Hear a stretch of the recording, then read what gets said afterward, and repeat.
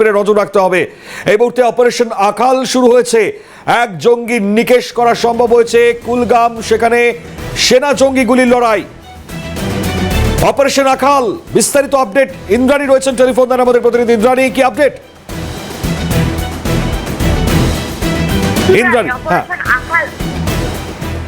মণিময়, হ্যাঁ অপারেশন আকাল শুরু করেছে সেনারা এবং সেনার কাছে একটা ইন্টেল ছিল যে বেশ কয়েকজন জঙ্গি কিন্তু দুর্গম পার্বত্য অঞ্চলে লুকিয়ে আছে।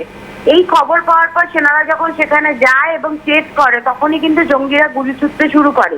এই গুলির লড়াইয়ে একজন জঙ্গি মারা গিয়েছেন, কিন্তু তার বডি এখনো উদ্ধার করা সম্ভব হয়নি। সমস্ত এরিয়া ঘিরে রয়েছে পুলিশ এবং সেনাবাহিনীর জওয়ানরা।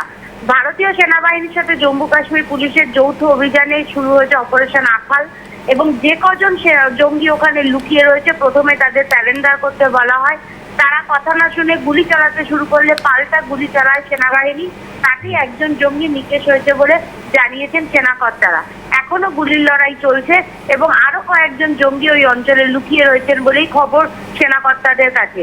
অপারেশন মহাদেবের পর আবার অপারেশন আকাল এবং তোমাকে মনে করিয়ে দেবো যে অপারেশন সিন্দুরের পর প্রধানমন্ত্রী নরেন্দ্র মোদী কিন্তু পরিষ্কার ঘোষণা করেছিলেন যে সারা দেশে কোথাও সন্ত্রাসবাদীদের লুকিয়ে থাকতে দেওয়া হবে না। এবং তারপরেই দেখলাম একের পর এক আমরা দেখছি বিভিন্ন জায়গা থেকে সন্ত্রাসবাদীদের খুঁজে বের করে করে নিকেশ করছে ভারতীয় সেনা এবং জম্মু কাশ্মীর পুলিশ।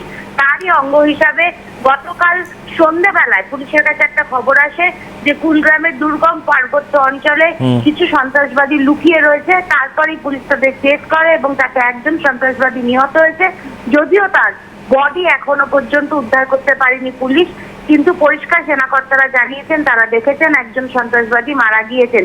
এই সন্ত্রাসবাদী কি পেহেলগামের চতুর্থ সন্ত্রাসবাদী কিনা সেই বিষয় নিয়ে কিন্তু এখনো ধোঁয়াশা রয়েছে। কিছুক্ষণের মধ্যেই পুরো ব্যাপারটা স্পষ্ট হবে বলে মনে করা হচ্ছে। ধন্যবাদ ইন্দ্রাণী, নজর রাখো পরিস্থিতির দিকে। কথা বলছিলেন আমাদের প্রতিনিধি ইন্দ্রাণী দাশগুপ্তর সঙ্গে।